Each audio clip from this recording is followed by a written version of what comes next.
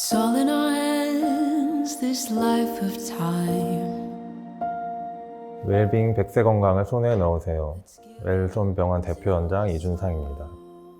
웰빙 시대의 평생 든든한 평생 주치 웰손병원 대표원장 차정권입니다. 예, 요새는 이제 환자분들이 60세, 예전에는 이제 60세 하면 굉장히 많은 나이였는데 최근에는 뭐 80세, 90세 분들도 굉장히 정정하게 다니시는 분들도 많고 하거든요. 병을 얻거나 아니면은 다칠 기회가 훨씬 더 많아지게 되는데 환자분들이 그 병을 고치고 그다음에 다친 상황에서 회복을 하고 다시 건강을 회복할 수 있도록 도와주는 것이 100세 시대에 있어서 의사들이 아주 중요한 역할이라고 생각하고요. 그런 의미에서 이제 꾸준히 계속 이제 새로운 치료법이나 이런 것들이 꾸준히 발전을 하고 있기 때문에 요것에 이제 뒤처지지 않게 쫓아가는 것이 굉장히 중요하다고 생각합니다. 전 의사와 환자는 불평등한 관계라고 생각합니다. 개원을 준비하면서 인테리어부터 여러 행정 절차에 대해 제가 전혀 아는 바가 없다 보니까 그 분야의 전문가를 전적으로 믿고 의지할 수밖에 없더라고요. 그래서 내가 좀 더 의료 지식 면에서 우위에 있다고 해서 바쁘다는 핑계로 충분한 설명을 안 하진 않았나, 환자분의 상황과 마음까지 살폈던가 제 자신을 되돌아보게 됐고요. 앞으로는 일방적이 아닌 환자 눈높이와 기대치에 맞게 좀 더 친절하고 쉽게 알려드리고 환자 앞에 겸손한 의사가 되어야겠다는 다짐을 해봅니다. 의사의 자격, 덕목이라고 말할 수 있는데 저는 이제 두 가지 정도 생각하고 있습니다. 일단 이제 가장 중요한 게 이제 의사의 기본적인 실력이고, 두 번째는 이제 제 개인적으로는 이제 공감 능력이라고 생각합니다.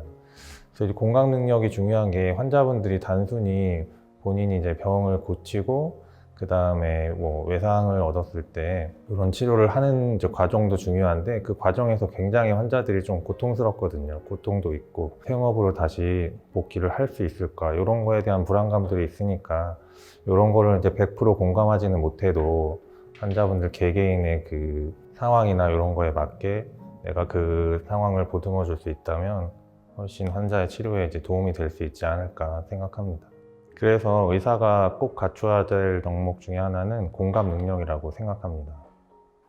네, 저는 믿음이라고 생각합니다. 정형외과적인 질환 특성상 환자와 이제 의사가 만나게 되면은 뭐 짧게는 3개월, 뭐 6개월, 1년 이상 계속 환자랑 마주치게 된 일이 많은데요. 이제 그런 과정에서 환자와 신뢰가 쌓이지 않고 거짓말을 하게 되고 하면은 항상 환자 관계가 깨지는 것 같습니다. 그래서 환자한테 뭐 치료 방향이나 설명을 할 때는 과연 이게 내 가족이나 부모님, 형제들에게도 똑같은 검사 혹은 치료를 했을까라는 것을 항상 먼저 생각하려고 하고 있고요. 항상 결과가 100점이 아니더라도 환자는 이제 의사와 관계에서 신뢰를 쌓게 되고 믿음을 갖게 되는 것 같습니다. 성형외과 전문의거든요. 그래서 처음에 이제 성형외과 전문의가 미용 수술을 하지 않고 요 수부 외상 분야로 이제 길을 정하게 된 것이 전공의 때부터 그런 환자들을 좀 주의 깊게 관심 있게 봤었고, 사실 이 분야가 성형외과 전문의가 할 수 있는 분야 중에서는 그래도 좀 힘든 분야에 속하거든요. 그러다 보니까 다른 이제 전문의 선생님들이 많이 하지 않으려고 하는 경향도 있고, 근데 누군가 하지 않는다면 저라도 한번 해서 환자들에게 좀 도움을 많이 주고 싶다 이런 생각을 했었고, 그 성형외과 전공의 트레이닝 과정이랑 이제 그 이후의 시간들을 쭉 지내오면서 그 학문적으로나 그 다음에 이제 기술적으로 익힌 것들을 환자들에게 이제 도움을 주면서 환자분들의 마음까지 치료할 수 있는 점이 웰손병원의 특장점이 아닐까 생각됩니다. 이제 대부분의 정형외과는 어깨나 무릎 같은 질환을 다루게 되는데요. 저 같은 경우는 이제 그런 질환도 다룬과 동시에 정형외과 전문인이 한 100명 중에 한 두세 명 정도만 선택하는 수부외과를 세부 전공했는데요. 정형외과의 대부분 질환은 나이가 들면서 기능이 퇴행에 발생하는 이제 퇴행성 질환이 많은데, 절단 환자들 같은 경우는 이제 그 다루는 의사들이 아까 말씀드렸듯이 많지가 않기 때문에 경험 있는 의사를 만나는 게 쉽지가 않습니다. 그로 인해 환자의 신체적, 경제적, 시간적 부담은 줄이고 최상의 결과를 얻을 수 있다는 게 외손병원의 장점이 아닐까 생각합니다. 이제 다친 환자들이 많은데 최근에는 외국인 환자들이 또 많이 늘어났거든요. 외국인 노동자들이 한국에 많이 들어오다 보니까 이분들이 이제 그 근로 현장에서 일하다가 많이 다치게 되는데 그 가장 기억에 남았던 환자분이 이제 똑같은 그 한국에 온 지 얼마 안 돼 가지고 다쳐서 이제 수술을 하고 직장을 복귀를 했는데 다행히도 이제 결과가 좋아서 원래 다니던 직장에 원래 하던 일을 똑같이 특별한 문제 없이 할 수 있게 되어가지고 이분이 너무 감사해서 저한테 한국에 온 지 거의 얼마 안 됐는데도 그 이제 누구한테 그 한국어를 삐뚤삐뚤 써가지고 편지를 주셨거든요.